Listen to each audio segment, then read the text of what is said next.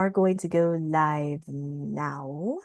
All right, so let me refresh. Yeah, it just says setting up because I have to. Okay, now, okay, yeah, now it's live on my end. Okay, perfect. Perfect, perfect, perfect. All right, so welcome everyone to the 51st episode of Goddess Spotlight with Liaserenityrose. I am your host, Leah. And of course, I have my co-host Kevin here. Hello, this is one Q&A I've been very excited for. And of course, our special guest of honor today is Feather Vocals. Hi. All right. So, chat, if you want to ask Feather any questions, you can put your questions in the live stream chat. But let's get started, shall we? Yeah, sure. Did you want to ask the first question, Leah, or did you want to go first? I'm gonna go first. Oh, okay. So here is my first question for you, Feather. Like, tell us how you became a content creator. Oh, okay.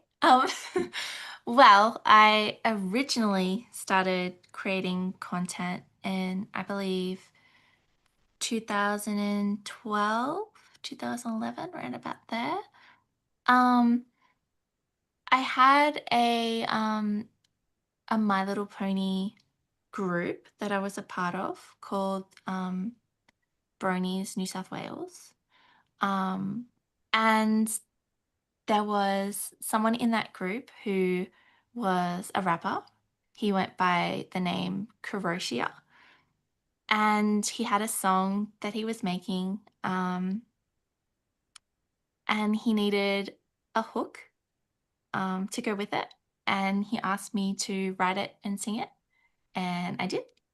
And yeah, I guess it kind of went, I don't know if viral's the right word for it, but it made a little bit of a splash in the My Little Pony scene at the time. And yeah, from there I just started collabing more and more and more. And for the next you know, 3 years, I did so much collaborating and started even making my own music, even though I didn't know anything. And yeah, and I had a great time. So that's how I started way back when. Mm, nice, nice. Very cool. Yeah, like because I know MLP, the MLP community really blew up when Friendship is Magic came out. Oh, yes, definitely. Yeah, that was when I reconnected with the fandom. I suppose I'd been a part of the fandom earlier. I'd grown up with My Little Pony, and I loved it. I loved playing with my friend with the little toys. Yeah, big childhood memories there. Um, and yeah, it was really fun. But I was in my early 20s when Friendship is Magic kind of came back into my life. So yeah. Nice. All right, Kevin, do you have a question for Feather here? Yeah, I would love to know just your origin story. Like, how did you discover Friendship is Magic? What got you, and how did you discover the fandom? And just how did you get started just singing in general? I suppose I discovered the fandom. Well, it was hard. It was hard not to discover the fandom, in my opinion, back in 2000 and 10, 11, 12. Like it was really hard to go anywhere on the internet without being accosted with, with My Little Pony. It was saturating everything. So it was hard not to find it. But I really liked it because I had all these childhood memories associated with it. And I just thought to myself, like, why not? It looks really cute and wholesome. And yeah, I just watched the show and I thought, oh my gosh, it's so cute. And I just I loved the characters. I especially loved Fluttershy, and I thought they were so cute. And I guess, I guess like I had friends, but like in real life friend groups, but I was really interested to find people that were liking the fandom as much as I was. Um, it was it was not something I would share with my in real life friends, not their scene.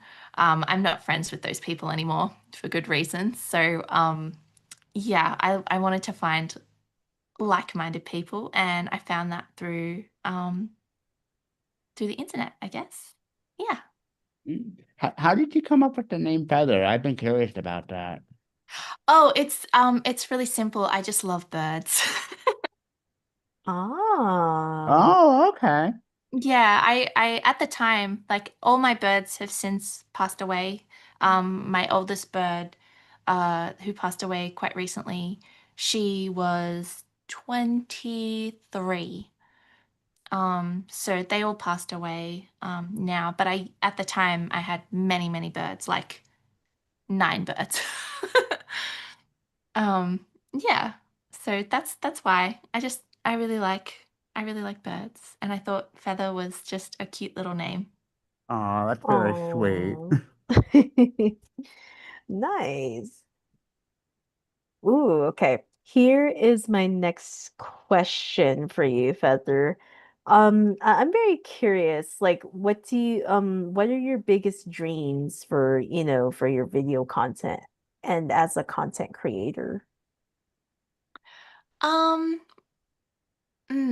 having returned to the fandom after a very long absence, um, I don't think I'm coming in with any expectations or dreams per se. I'm really just coming in the with the idea of I want to enjoy myself and have fun and use it as a creative outlet, and find a little bit more of my own identity again after becoming a mum. Um, I really want to I really want to explore what I can do and what I can create, because I didn't do that for so long. Because while I was away from the internet for like 10 years, I also pretty much did not create. Um, well, when it came to music and singing, I did not create. So I guess I'm trying to, well, I feel like I've done it already. I've rekindled my love of music and singing and songwriting. And um, I've got a lot of help from people in the community like Violet Pony and Forever Free Brony. And yeah, lots of people who have been assisting me with learning music and learning how to realize my ideas and my visions. And I guess that's my only real goal, is to just create, just to make. Yeah. Mm, nice. All right, Kevin, do you have another question for Feather? How did you develop your singing style? Was there like any inspiration for your singing, and what was the process of like putting together your music? Like say for example the ones you work with Naysayer, because those are the ones I remember the most. Oh, yes. Well, I suppose in the early days when I was not making music myself, my process was literally, and it actually still is kind of similar today with collaborations that I do. People just send me a track, and I listen to it about twice, 3 times maybe. And then I just start to sing along with it. And I don't have words when I'm singing along with it for the first time. I'm just kind of, for lack of a better word, I'm like scatting along with it. like like a jazz person. And I'm just seeing what melodies sound right in my head. And then I guess words come very shortly after. I work quite quickly when someone gives me a track. Like usually I'll have it done like in terms of a melody and harmonies and lyrics. I'll usually have it done within an hour. Um, and then the recording process obviously takes longer than that. Um, but the actual writing of the song doesn't take very long usually. I usually get it all done in one go, and it's like I get in the zone and I have to do it all in one go. As for vocal styles, I suppose, um, I've never had any vocal training or lessons or anything like that. I'm entirely self, I don't know if taught's the word because I don't really know what I'm doing. Um, I if I like it, I'll do it. So like if I think it sounds okay, I'll have a go and do it. Um, but I just try and match my voice to the music, and sometimes a lot of it's like I have I guess a style which suits my voice, but yeah, I try and match it to the song as best I can. Um, Whether I'm using my chest voice or my head voice, it depends on the song. But yeah, I like to experiment. I like to see what works with the song. I don't like to um, box myself too much in with I can only sing like this. Like I try and mix it up according to the track I'm given. Oh, Um, oh, that's very interesting to learn Oh, and know. Has there been like any changes or evolutions in your singing between then and now, or not really? I guess when I first started, I didn't know how to I didn't know how to use my voice to its full capacity in terms of like belting or like getting high notes or anything. I was like, especially in my chest voice. In my head voice, I was like, sure, I can go pretty high. But like I didn't really know how to push my chest voice further in range, I suppose. But as I've just sung more and more, um, I've experimented with that and just like I do have my limits. I don't have the widest range ever for my chest voice, but I can certainly do a lot more now than I could do in the beginning. Oh, that's very mm, interesting to learn. very interesting. Ooh, okay. Here's my next question for you, Feather. What's been the hardest part of making video content and if you ever like been like how did you ever like get through it, when it comes to when sometimes creating video content can be difficult? I'm well, I guess I didn't handle it very well. Um, because when I found it difficult, I guess I went well back in 2015 when things were kind of piling up and I got, I guess, burnt out and overwhelmed. I didn't really know how to handle it, so I just dropped off for a bit. And I was imagining I'd come back after I kind of let my in real life experiences and life changes settle down. And then I just didn't come back for 10 years. I had so much happen and it just everything got away from me. And then I guess I thought everyone would forget me and I wouldn't be able to do anything anymore. Like I'd lose my mojo or something. And I just thought like, oh no, it's been too long, like, too long, too long. And I just kept leaving it and leaving it. And then I had like some drama happen in my social life, in real life. And this was about 5 years after I left the fandom. So when COVID hit.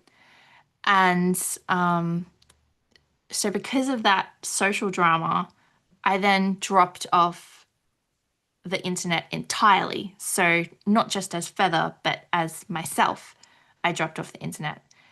And I only just came back to the internet socially uh, like 8 months ago. Oh, Oh, wow. wow. Yeah. So when I came back and I reactivated my Facebook account, which um, had been inactive for 5 years because I wanted my photos back, I was like, I have like a whole new life now. So I'm just gonna delete everyone that I had the drama with and block them and just go on from where I am now. And then I literally just wrote on my Facebook feed, I just wrote, hey, after 5 years. And one of the first people to comment back was Rhymeflow. And he was an old friend that I collaborated with back in the day. And I still had on Facebook. And he just wrote, Feather! And I was like, whoa, haven't heard that name in a while. And we just, started chatting, and I guess that's how I came back. But yeah, in terms of like dealing with content creation now, I'm I'm going okay at the moment, and I'm trying to work at my own pace and prevent the burnout that happened originally. And I guess I'm much more aware of my own limitations now, and I'll definitely try and make sure that I manage myself and my content creation a lot more closely and with a lot more um, kindness to myself, and make sure that I don't bite off more than I can chew. Hey, look, Mm. I've been there before, and it really can come back to bite you, so to say, and you always got to do what's best for you, and in the end. Hmm. Yeah, yeah, for sure. Yeah. Yeah, absolutely. I've been there too. That's why I think when I started my podcast series, I had to be sure, okay, this is how many I'm gonna do each month so that way I don't overwhelm myself. Because burnout is real, you know. Yeah, real, real. Like I feel like most people don't realize that until they went through it themselves and they're like, oh, so this is what burnout feels like. Mm. Um, because what's important at the end of the day is your own well-being, you know. I've been through that and I'm like, okay, sometimes, you need to step away from doing it, and try to do other stuff, because sometimes, exercising helps. I've done that and it's helped with my burnout. Oh yeah, I actually I haven't been in a gym for like an embarrassing amount of time, but I just joined. So that's something I'm doing to make myself feel like I'm taking care of myself in the most holistic way I can.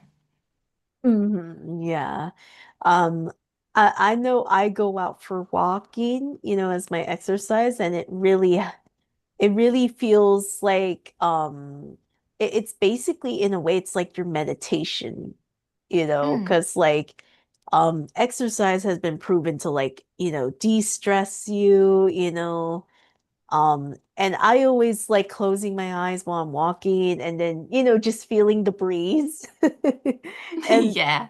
and I'm just like, nature is so mysterious and it makes you feel calm and at ease and you're not stressing or feeling burnt out. It's like people go try it. It has helped me through my burnouts, my stress. Like it's so life-changing when you exercise.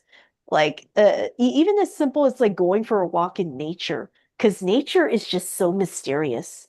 You know, like when you watch like those documentaries and then you hear that nature noise, you hear birds chirping, or like the river and that stuff. It's so calming.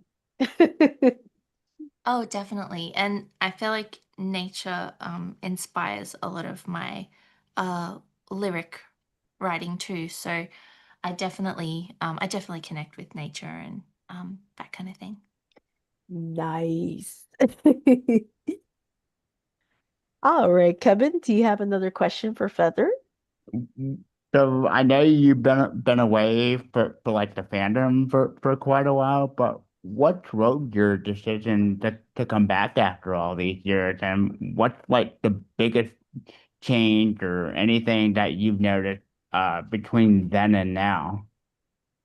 I suppose I missed the community of the fandom, and I I missed a lot of my friends that I hadn't seen in a while, and um I really missed having something to inspire my creations. Because when I became a mum, I just didn't have time to create. There was just no time. And now my son's a bit older. I have more wiggle room with time. Like I have more time that I can use for me. And I guess I felt like I lost a bit of my identity in becoming a mum. And like I love being a mum and I love the new identity it created for me. But I also felt like I sacrificed a small piece of myself um, in pursuing that. And I kind of let it, and I gave it up a long time before I became a mum, but becoming a mum, I realized like how much I needed a creative outlet in order to be a good mum and be happy. Um, and now that I've got that back, I feel like I have this incredible balance where I have my family life, I have my work life, and I have my creative life. And I feel like now that I have all those three things flowing so nicely together, like it all seems to work. So like that like that longing for that creative outlet, that kind of led me back to the fandom. But when I returned to the fandom, the change in the fandom, oh my goodness. It's so like it's so small now, but in the best way. It's so calm and a lot of the urgency and the I guess even the drama, like a lot of that has simmered down because there as like a content creator with the fandom show still going, there felt like it just felt like there was such an urgency to produce works that reflected the latest episode, the latest meme or whatever was going on at the time. And now I feel like everything, because the show's obviously been over for quite some time, and I do understand that they've got the Gen 5 or whatever that happened after, and they're thinking about making something else later. But I really like how there is no urgency. Um, you just have to work with what you've got. And it really means that you can take your time creating and you have to really look deeper into the content in order to find new sparks of inspiration. And yeah, I just find that really interesting. And in terms of the fandoms like drama, I wasn't aware of a lot of the things that happened, like, well, and of any of the things that happened when I was away for those 10 years. And so having learnt about some of the drama that happened in the fandom in that span of time and some of the people that dropped off from the fandom, it seems like I've come back at an ideal time. A lot of the problematic is the word I'll use. A lot of the problematic figures in the fandom have since moved on. And what's left seems, relatively calm and just pleasant. And that's not to say that it doesn't still have its problems. Of course it does. That's like any fandom on the internet. But it does seem a lot calmer and a lot more pleasant. And not that it wasn't pleasant to begin with, but it just seems like a nice little cozy family. And I really like that. Yeah, that's a great way to describe it. And even though I'm not like as deep in the fandom as I used to be, especially after the show, show ended, I still have a very big appreciation for the show and the content the fans have made. And I do want to say, it's great to have you back and welcome back. Oh, thank you. I really appreciate it. It's honestly so great being back. I've never been so happy with the decision. Oh. Ooh. I'm very curious, Feather. I'm very curious about like um what drew you to Friendship is Magic? Is it the story, the characters? Like I'm very curious to know. I guess like I do have that history with My Little Pony, like growing up and playing with the original like toys from the like 80s. Um, I love that whole aspect of it, like a reimagining of something that I'm so deeply connected to with as a child. Like that nostalgia is like that's really pleasant for me. Um, and I do find comfort in revisiting things that I know are safe for me in terms of entertainment. I struggle to engage in new media when I don't know how it's going to make me emotionally react. I find it's a comfort show for me. I know how I'm going to feel. I like how it makes me feel. And it's just familiar and warm in so many ways. And I like how soft and um, I guess wholesome it is. It just it makes you feel good. Oh. Yeah, I remember I watched like the 80s one back in the day, and then of course Friendship is Magic blew up, and I'm like, oh, I never got into it, but I was like, but I do appreciate, like the older generation one for at least because I did actually have one of the toys from the back in the day. I don't know who I had though. It was a long time ago, but I don't know if it was Twilight Sparkle or if it was like someone else. Because I know the characters were like different looking, Oh than yeah, they went through many different character designs over the years. Um, yeah, I'm actually interested to see if they change the character designs for the upcoming relaunch, like if they reuse characters, if they develop new characters, like because they do go through evolutions as new generations are born. So it's interesting to see where they'll take it. But yeah, I mean they do change them quite a lot. Yeah, like I know it's just I know it's very foggy on my end where it's like I know it was a purple pony, but I don't remember exactly um the full colors, mix of colors they had. So I was like, I don't know who this was. I know I had a toy of it when I was younger, but I was like, I don't know who this one was.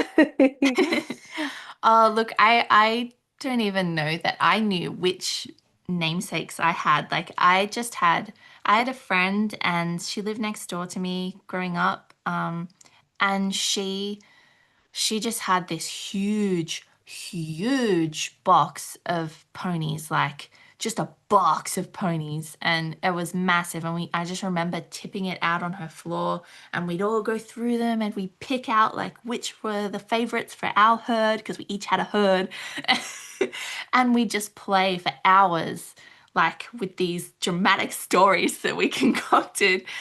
And yeah, we had so much fun. And then she had so many. Like that, like I had a couple of my own, but she had this whole collection. And we just used to love playing with them together. We were like 7, 8. Mm. Yeah, I think what's intriguing is that like because back in the day the art style was very different, like the 80s when you look back at the 80s MLP, they look very vastly different from the art style they use for Friendship is Magic. And I'm like, they went from that to that? That's crazy. Oh yeah, they made some big jumps. But even if you look at, like I wasn't really I've never watched Gen 5 really. Like I've seen snippets of it, but I've never sat there and watched Gen 5. But the art style even from Gen 4 to Gen 5, I find that like abrupt. And then like but then 80s to Gen 4, that's wild. Like that's so different.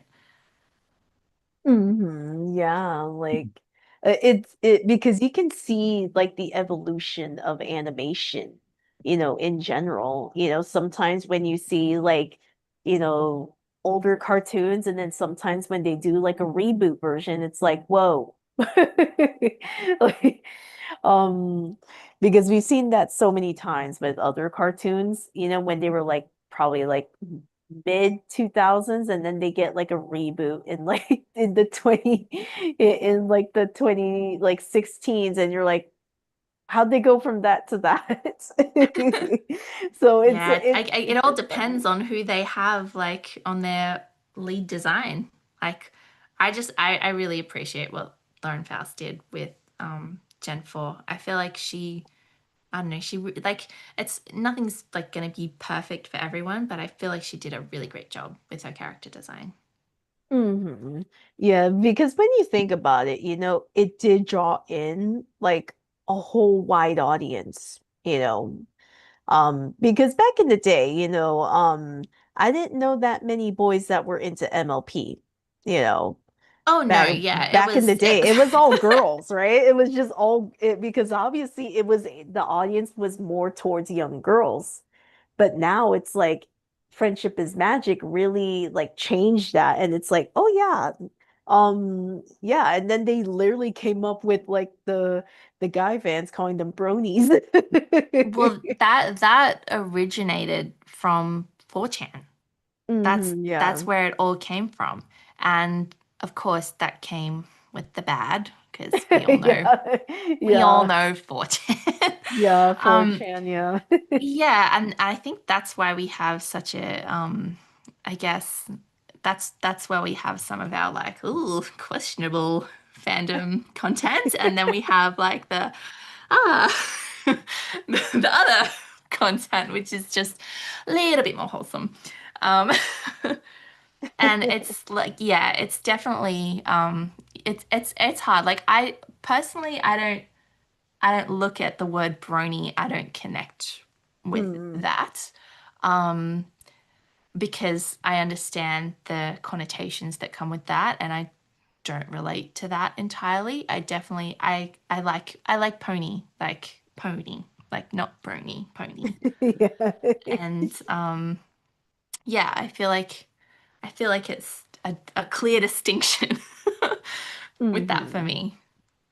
Oh, for sure. All right, Kevin, do you have another question for Feather? Yeah, I don't know how recently you've gone back and rewatched G4, but if you have, what's it like watching it now versus watching it back then from your perspective?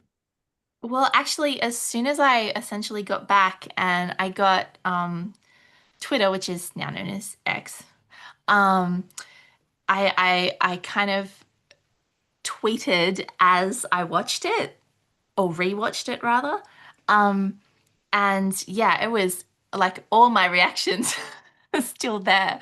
But I couldn't believe like it was still engaging for me. Like it was and I must admit, like some of the episodes and some of the later season choices, I was like, ooh.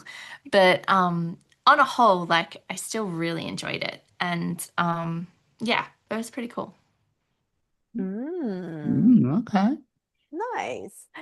I know we discussed this before we started the stream, because Kevin mentioned it that you are into K-pop Demon Hunters. Yeah. Another K-pop Demon Hunters fan. Let's go.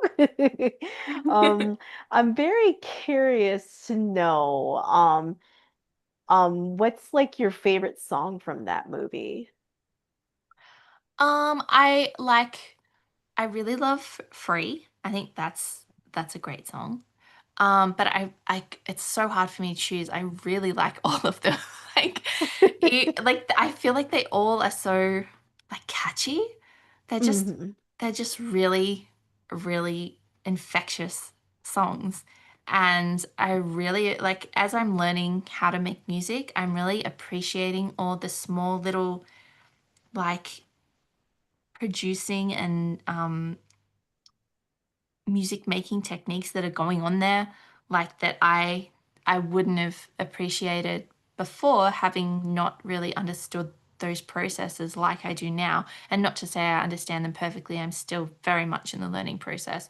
But even with the small insight that I have now, I'm noticing like, wow, look at the way they did that and look at there and oh like it's so exciting like seeing that and going like, oh, that sounds cool. Like how could I implement that into my music? And it's yeah, it's just really fun and I just think they're really, really catchy and really well written too.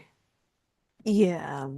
Yeah, absolutely. Like, I know I mentioned this before we started the stream that um all of the songs are bangers. Like They really are. there's like no bad song in this movie soundtrack. It's really like it's really exciting to see like music being used in like film in this kind of way where it's not necessarily like musical but it's like pop musical. It's really cool and I like it's becoming more mainstream which is really exciting because I think more people need to be invested into these subcultures that are really present on the internet but now they're finding their way into like K-pop and like I used to love J-pop, K-pop, all that kind of stuff growing up, but it never had the presence that it has now.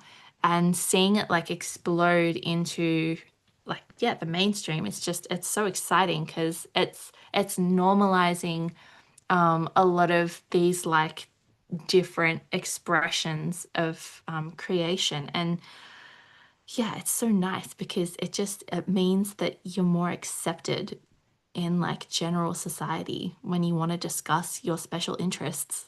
Like, Hmm. because they're like, yeah, I've seen that too. Because you say to someone like, oh, I really love K-pop, and they're like, what, like K-pop Demon Hunters? I'm like, yeah, kind of like that. And then you can introduce them to like the wider world of like Asian pop music. Like, it's so exciting. Hmm. Yeah, like even after like so many months since this like movie premiered on Netflix, people are still like talking about it. And literally like a lot of news media outlets, they literally have the singing voices of Huntrix like performing at like the NFL halftime show. They had they performed Golden on Jimmy Fallon's show. Like they're obviously hopping on this train and the train is still going. It's Like, I feel like it's only gonna get better. Like they're mhm, making another one. Like it's gonna open up all these doors. mhm, absolutely. Like, because it's funny because I had like a friend who didn't watch it until like recently, like I think a month ago, and he's like, I don't have Netflix. I would love to watch this movie because I heard so many great things about it. And then so we did like a little watch party, and then I said, so what'd you think? That was awesome. And then my friend's like, okay, now I see why lots of people are talking about this movie. I was like, yeah, like this movie is, it's like everyone did such a phenomenal job, and the ironic thing is that Sony Pictures Animation was not even confident this movie was gonna do well until they realized, oh, this movie is actually doing pretty well. and they actually released it in theaters, a sing-along version in theaters for a limited amount of time. Um, and then I think most recently, it, the Masked Singer in US, they actually the panelists, the judges, yeah, the panelist judges actually perform Golden to introduce the new season of the Masked Singer, and I'm like, of course, and I literally see Ken Jeong just dressed as Bobby while singing this song, and I'm like, this is so perfect. Um, but yeah, like I'm very curious, when you were listening to the songs, like where did what like parts of the music did you feel like, oh, I could probably incorporate this in my song covers? Not even like covers, just like my original music. Like as I'm trying to learn how to make music and produce and do all that kind of thing, like I'm imagining like the way that they do certain drops, the way that they layer in certain backing vocals, like just little things like that, I noticed and I was like, oh, that sounds cool. Like having those little like in the background there. I'm like, oh, that's nice. Like that complements and supports the lead vocals. And I'm thinking like, how can I do that in my music? And yeah, it's just cool because there's all these small little details that I was never able to truly appreciate in music that now I understand exist and I recognize them. Nice. All right, Kevin, do you have another question for Feather? Yeah, so I know both you and I grew up watching the show like when it was airing, and I'm curious, especially since you're a parent now, what's it like, having our generation, having grown up with the show, and now we're seeing, the next generation who are growing up now and watching that, especially with your own kid. Like I find it pretty wild. Like even I think the weirdest thing for me in the it's wonderful in a weird like it's just weird in a wonderful way, but um like working in the fandom and being like the age that I am and when I started, like there's people that said they listened to me in like middle school, and I guess in America that what does that mean? That's like they're essentially quite young. They're just like high school age. Mm. Um that like that they were originally listening to me when they were that young and now they're making music and we're collabing. And I'm like, "Oh, that's cool." Like that's like a full circle kind of thing. And I don't know, I think that's really cool. And I think that's it's nice that the show can survive that kind of growth, like from someone that listens to music to making music. Like that's a big journey. Like it's hard to go from listening to music to actually making music. And and to have the show last some in someone's life that long, like that's crazy.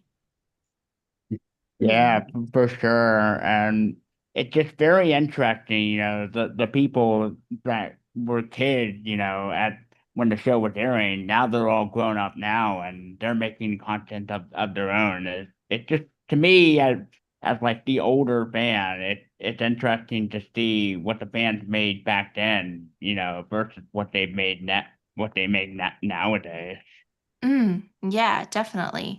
And like personally, I think the quality's gotten even better. Like everyone's even better than they were than when I first started.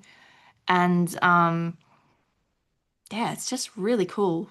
Really cool. And I just can't wait to see what else because there's always new talent popping up here and there. And it's so fun to be able to see like all these people making all this content based on the same thing, but expressed in so many different ways. It's like same content, same show. It's usually Gen 4. And then everyone expresses it in such different ways. It's really cool. Yeah, for Mm. sure. And I think a big reason for that, and this is just me personally, is that Gen 4 has so much lore to work with, is that it gives so much opportunity for the content, whether it be like artwork or fan fiction or music or fans even imagining, oh, okay, what would their season 10 or 11 be like? Oh, what are the characters doing now? Or what if this thing happened or that thing happened? And there's just so many possibilities to it that Yeah, that definitely. drives I that agree. creativity. Yeah. Mm, nice. All right, so here is my next question for you, Feather. Is there a specific video or, video content you made back in the day that you would love to remake in the future?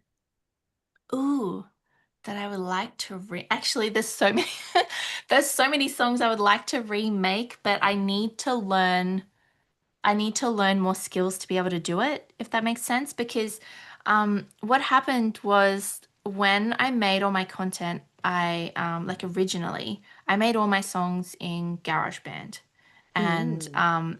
I made them entirely with loops plus my vocals. I had no idea how to make music. I didn't know what a MIDI file was. Like, I had no idea. And I still am learning, but I would really like to remake some of my old songs, like and make them in what I'm using now, which is Ableton. I'm having my friend Violet help me. She's so helpful in directing me with all that kind of stuff.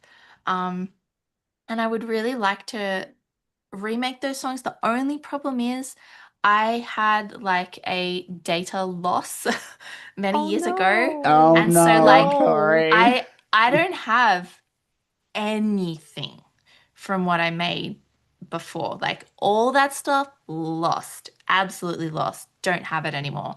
So I don't have any of them. I'd have to like do it all by ear. Like Oh. like Violet and Tracy, um, they remade City Slicker for me. Um, as just like I wasn't even back in the fandom at that stage. It was like 2023, I think they said.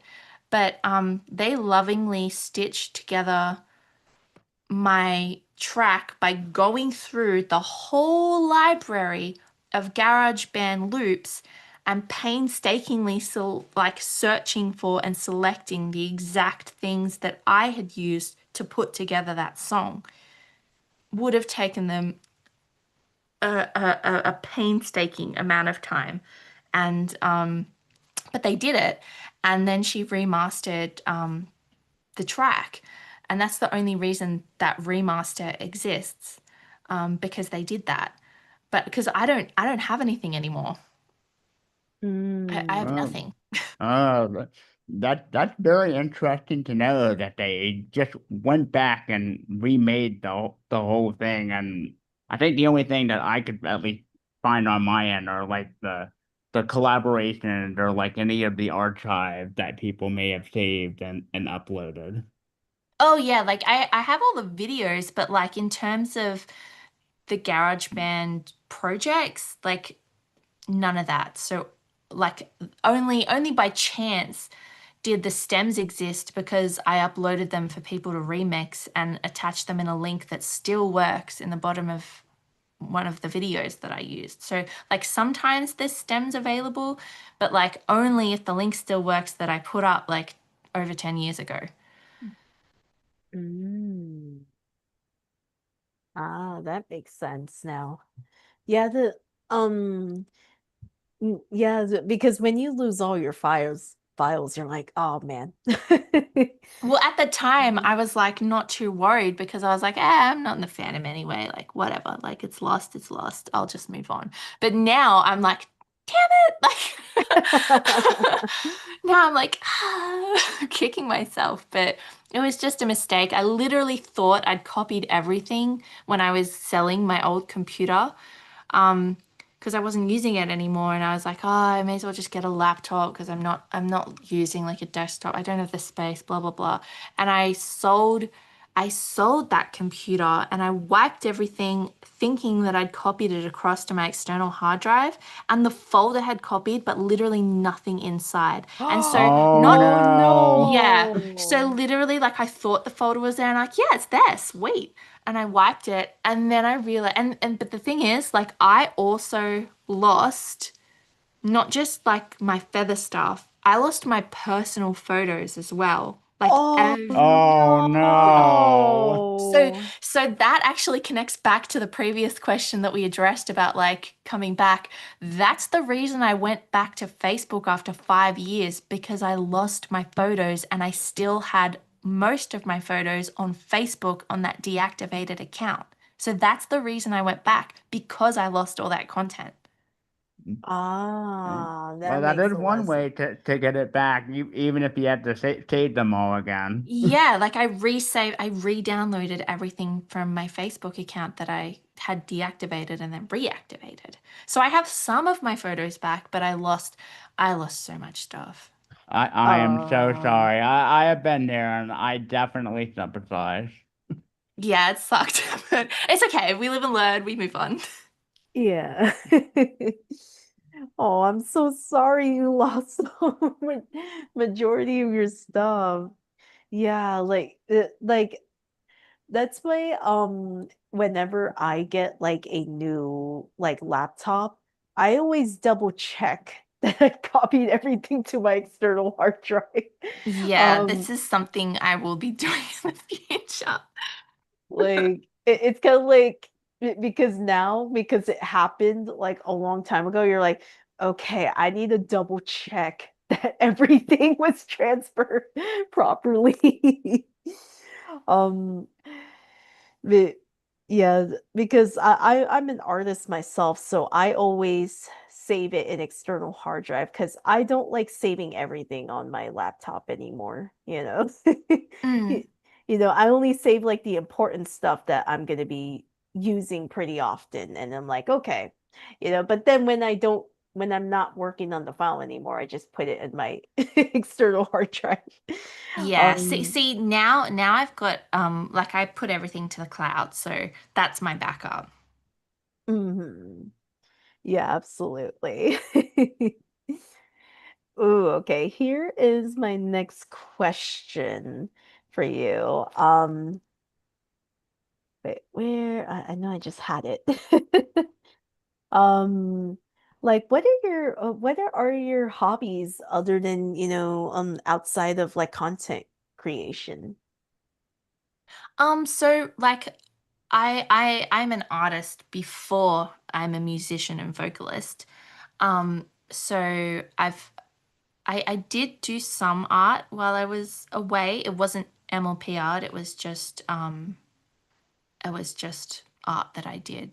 Like it was a lot of birds. I love birds. So I drew a lot and painted a lot of birds. So I did a lot of that while I was away, and then I when I had my son, I Thought didn't really about have some time trash to do trash. that. I didn't have time to do any of that. And then now uh I'm trying to get back into art making, but I'm finding like it's easier for me to do MLP related art because that's just where I'm at the moment. But we'll see what other art I create like in time. But yeah, so mostly just visual arts. Ah, nice. Nice. Because Be- because because creating art is a lot of fun, you know. And to add to since you do art, like how have you gotten through like art blocks?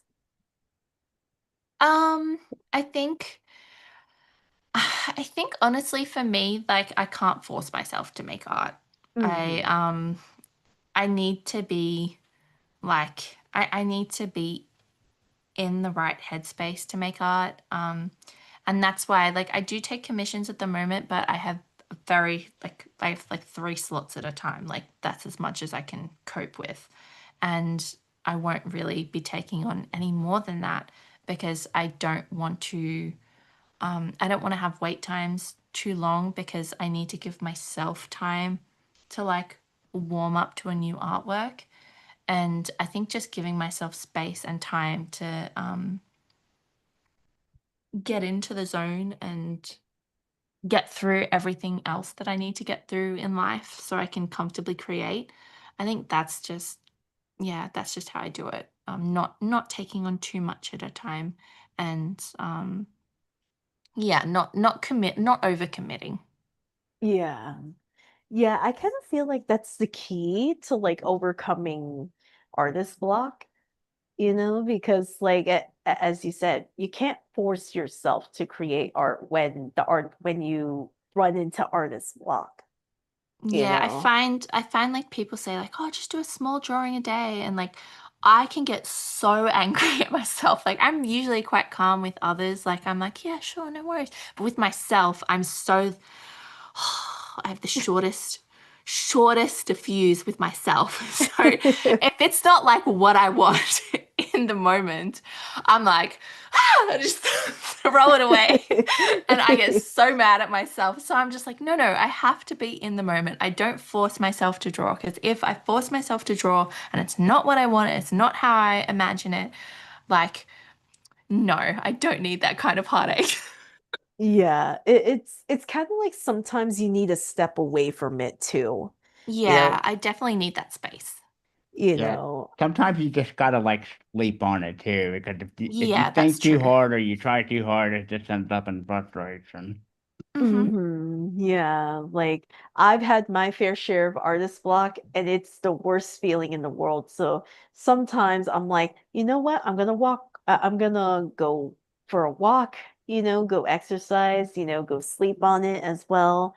I also watch like video game walkthroughs of video games because it helps me stay calm. And I always go back to rewatching like Final Fantasy VII Rebirth. I always love watching people play that game.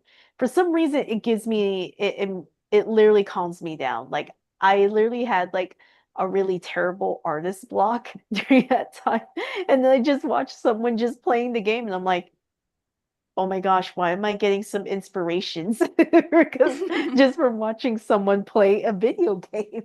And it's crazy where you get inspiration. Because like I literally tell myself, like several hours ago, I had a terrible artist block and I didn't know what to draw. And then as soon as I'm just like watching someone playing a video game, a walkthrough, I'm just like, okay, now I'm like swimming in a sea of ideas now. So, so sometimes you just need to step away and then just do something else. And then you never know, sometimes inspiration just comes for you.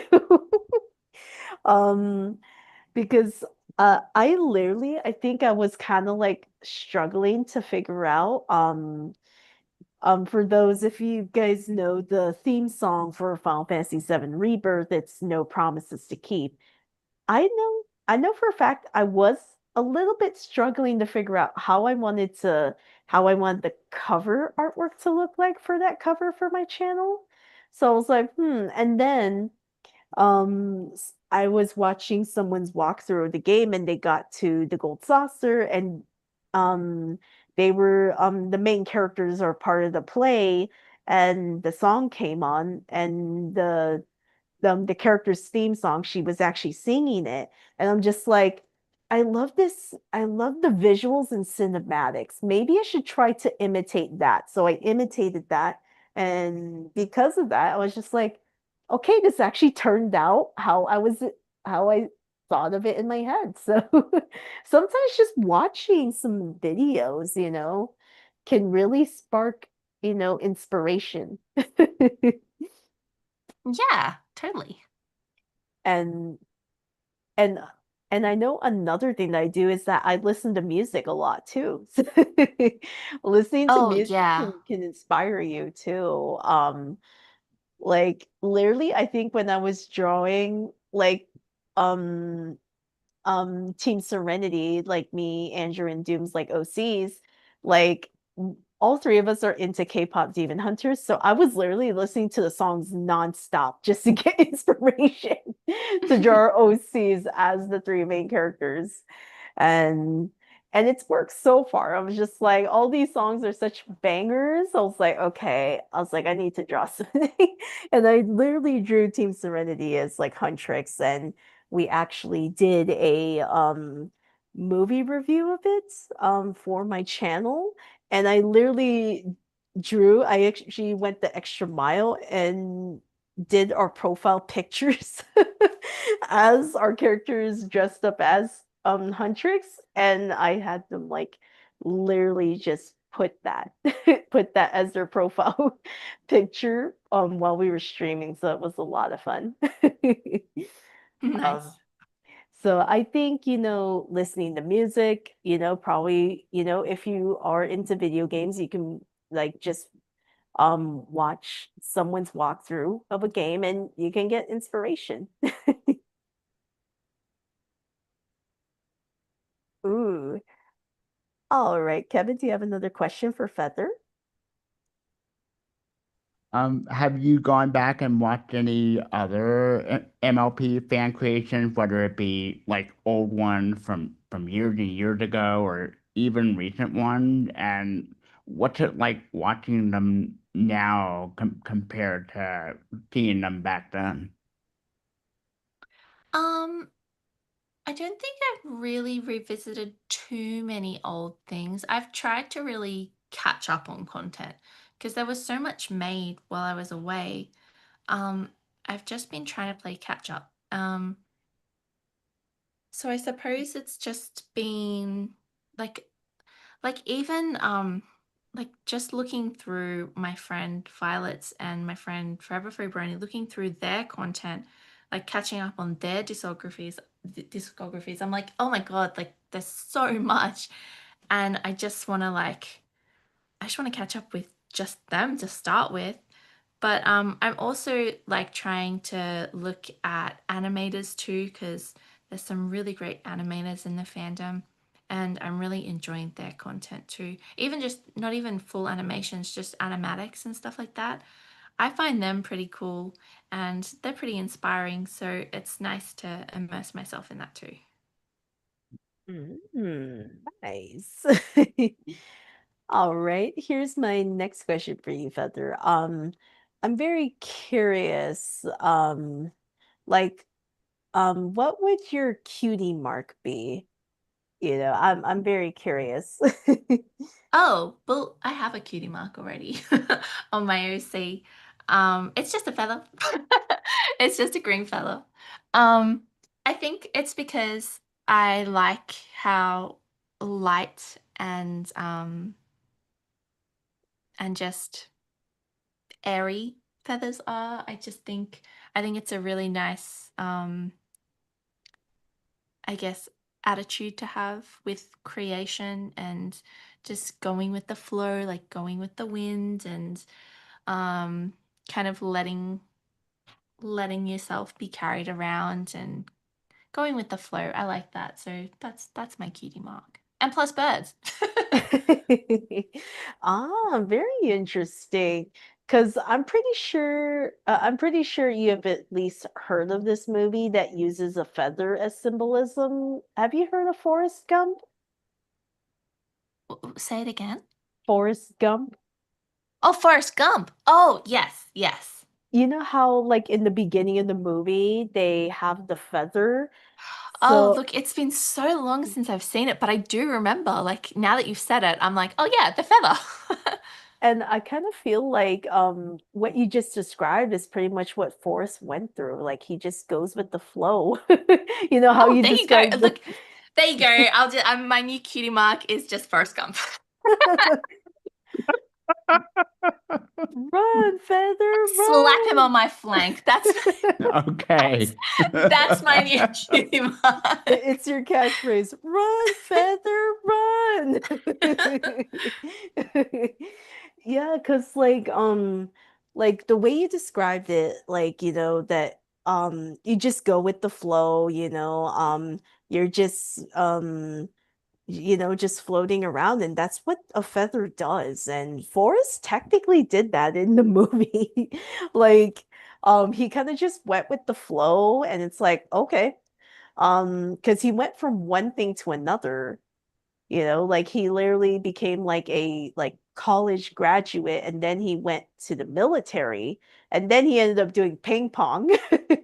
And you can kind of see he's just jumping from one thing to another, just Yeah. like, And kind I of. kind of feel like I do that too in a way. Like not that I've done as much as Forrest Gump, but I feel like I went from like if I look in the world of like music, I feel like I went from songwriting to singing to like music making, and now I'm looking at like producing, and I feel like I'm just going through like the motions of like creation.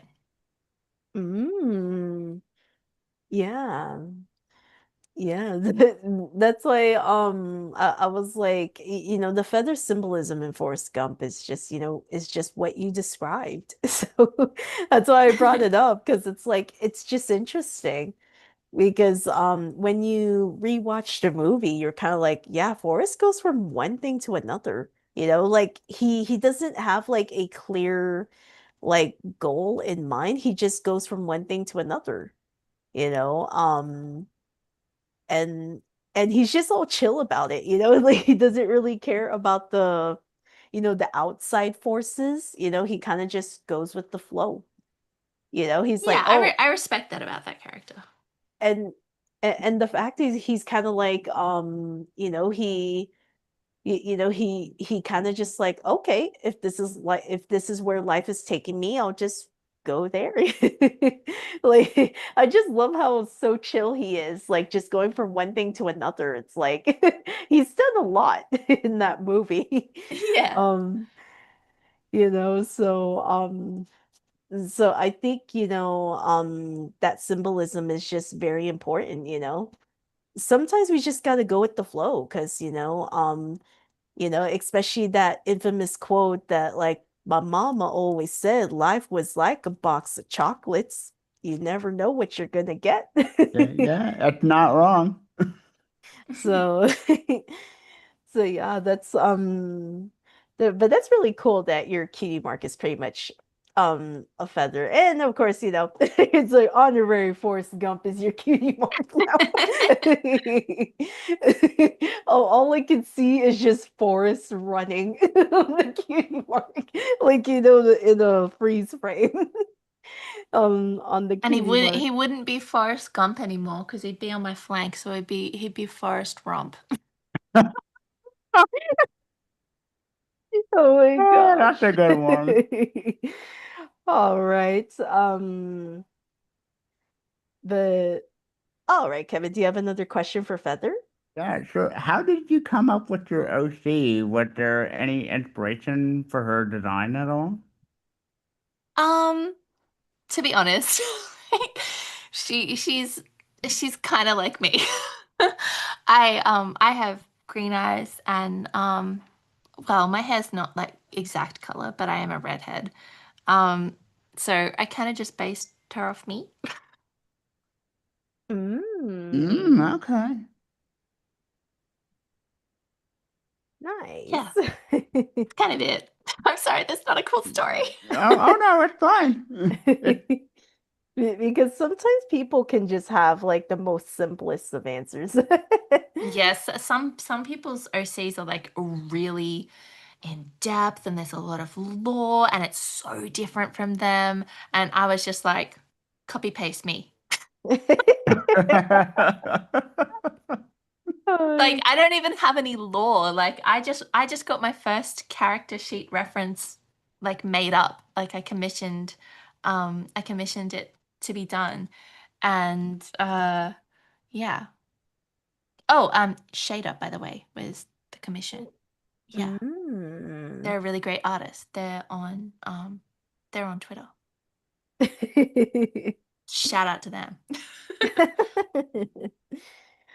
Oh, okay.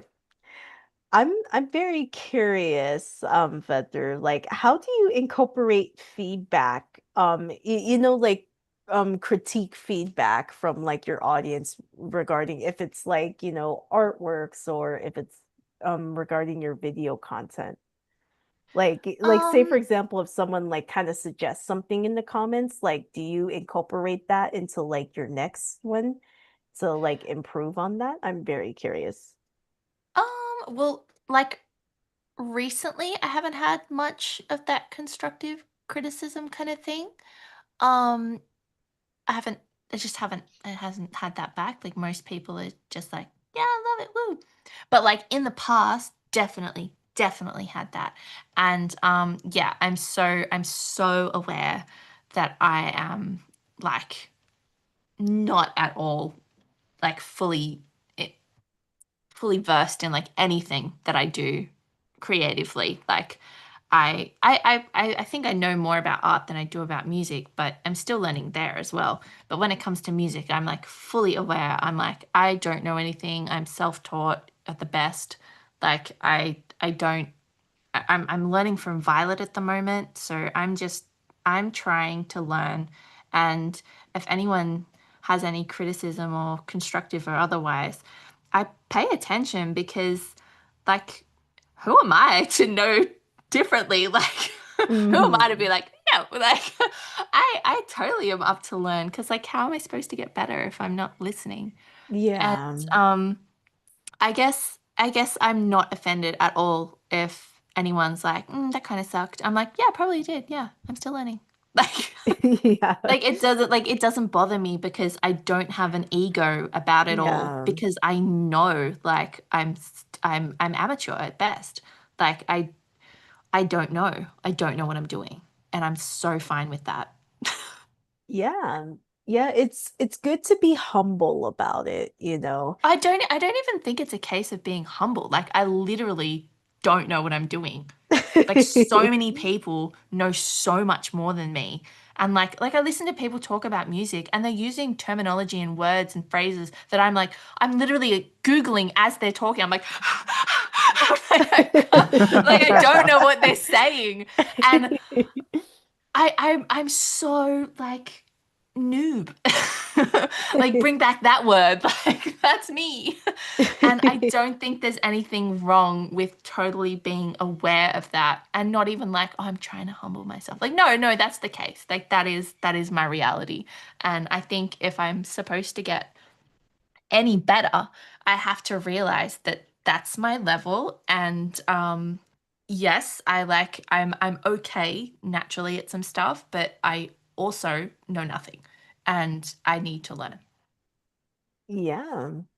Yeah, absolutely. Like, I think, it's the same thing when you're creating art, because I know when I took art classes in community college and university, we we always had like critiques in for every class.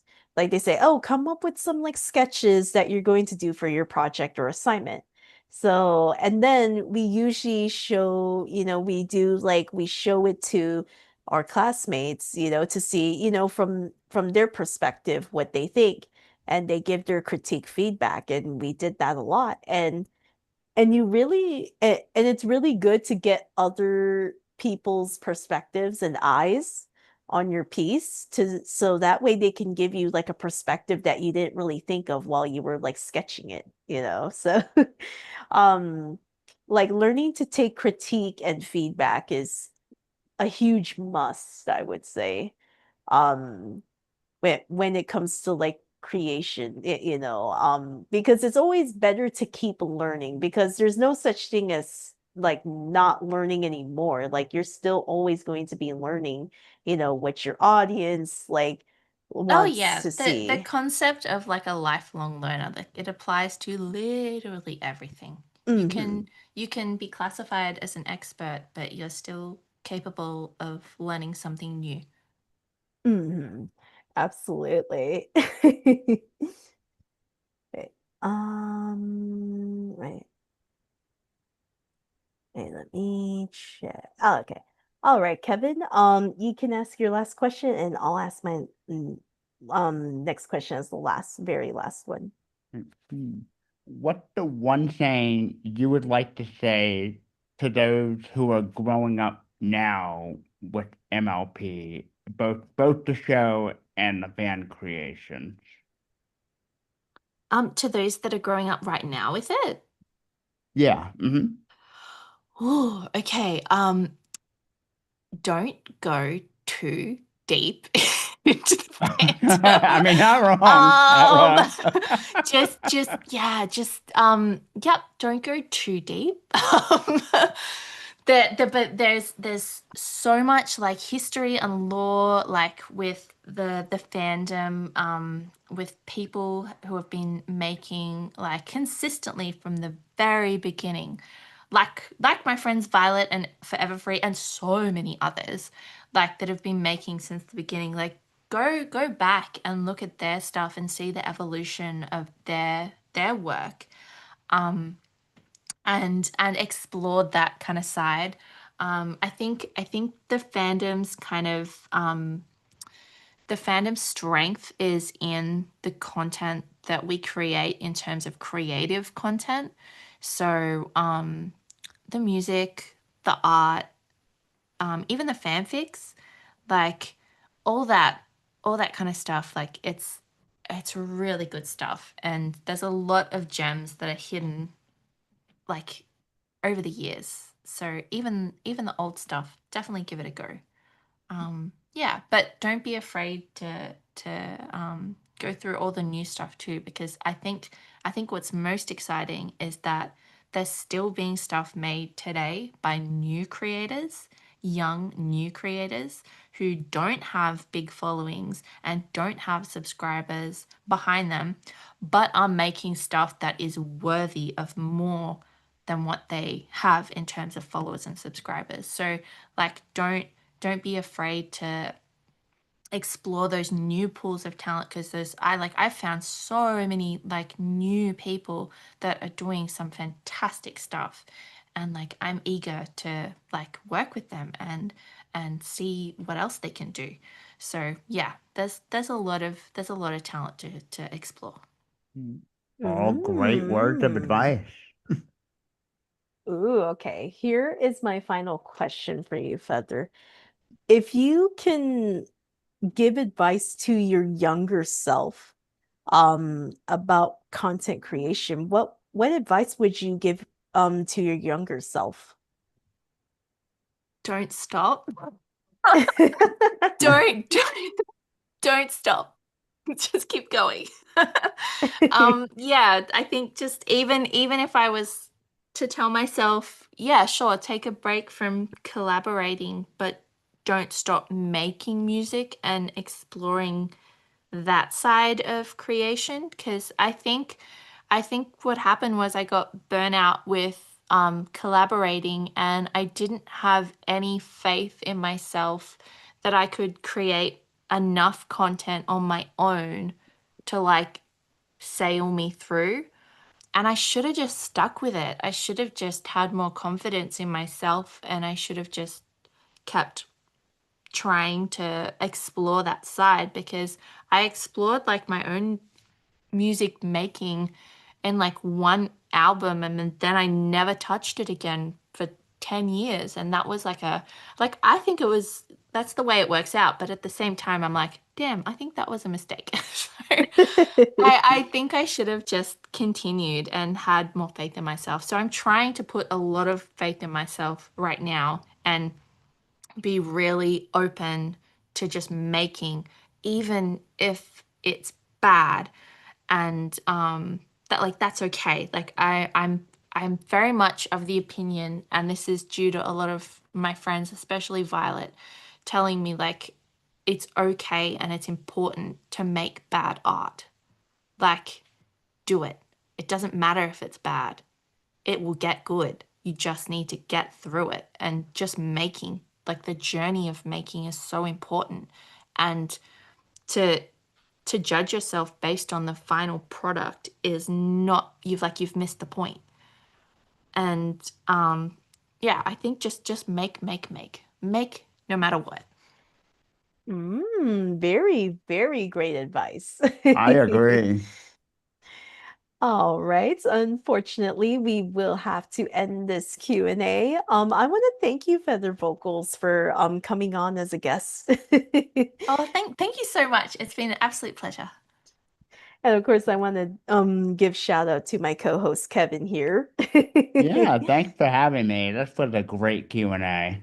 Yeah, and my very first MLP content creator Q&A for sure.